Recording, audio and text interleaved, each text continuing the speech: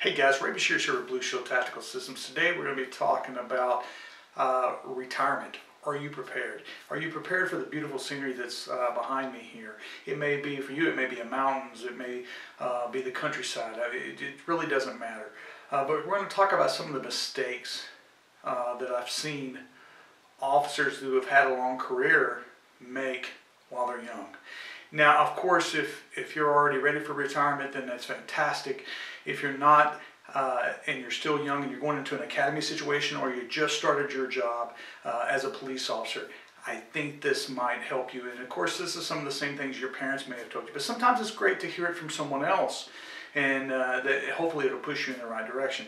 So one of the mistakes that we see new officers make is they get out of the academy, or they start the academy. They just started the job and still on probation, and they go out and they buy a new car, an expensive new truck, or a new Mustang, whatever it may be.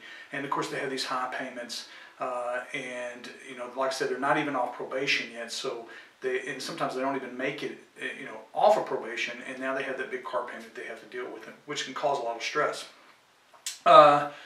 No supplement retirement. Guys, I understand that your city or your county may have a retirement system already in place, where they, like ours, they do 2 for 1.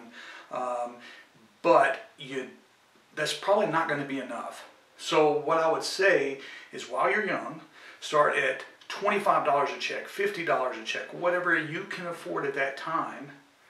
Put it into a supplement retirement. It's only going to pay you off in the end. And that way, when you're in your 50s, maybe early 60, you can go ahead and call it quits and retire. Or possibly even younger than that, depends on how much you start putting in. Okay, so get with a financial planner.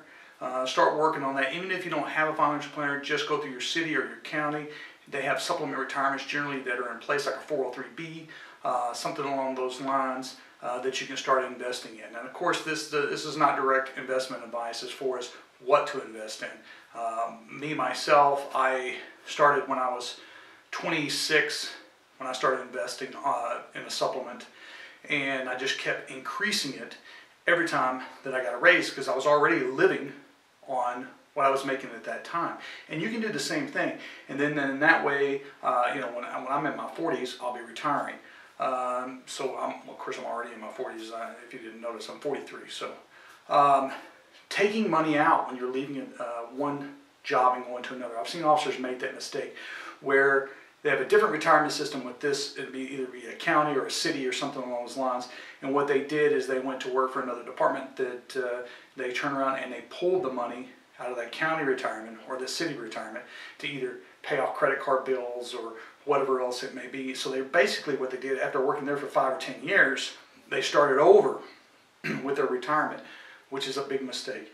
Roll it over into something else, but don't take that money out and use it for a down payment on a house or whatever else it may be. Keep that money in place. Now, I'll probably get some comments on this one, which is fine, but marriage.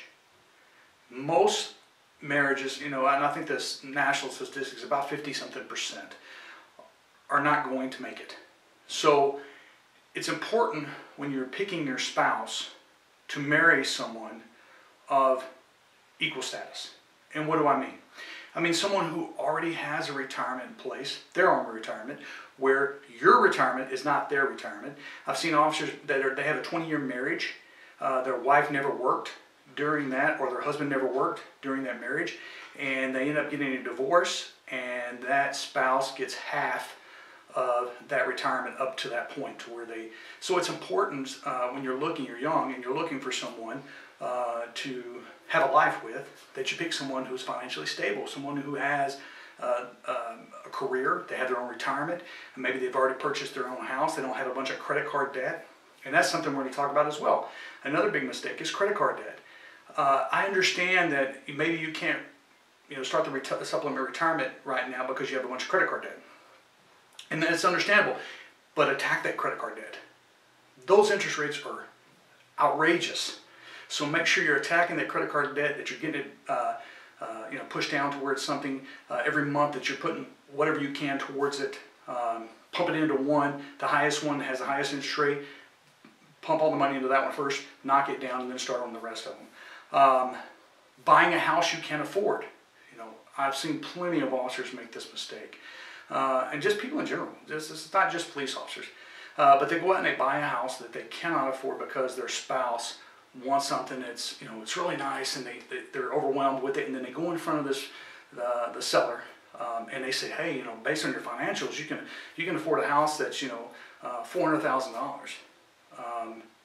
And then that's what they end up doing when they know they really can't afford that payment and they become house poor. I've seen so many that houses I've gone into as a police officer, and you walk in, it's a beautiful home on the outside, and you walk in, there's no furniture. It's because the person can't even afford to put furniture in their home, just because the payment alone is killing them. So make sure that you buy something that's a small starter home to start with. There's nothing wrong with buying a used home. There's nothing wrong with buying an older home. So there's no need to go out there and buy something bigger than what you need. You would be surprised how much of a small space that you can live in. And if I made these mistakes, sure, I've made some of these mistakes I'm talking to you about. But at the same time, I realized from the examples of others that were around me that those are not the serious mistakes that I'm talking about, are not ones that I made, luckily. Living on off-duty, talk about that one. That's a big mistake as well. I see officers that are in such financial issues that they're living completely off their off-duty pay, and they're having to work so many hours, which can be rough on your marriage, which in the end can cause such financial stress that you end up getting a divorce, going back to the other again. It can lead to suicide. There's a lot of issues that can happen from those finances and not being prepared and not putting things into place beforehand. So these are some of the things I wanted to touch on with you today. What I recommend, like I said, I'm not a financial planner.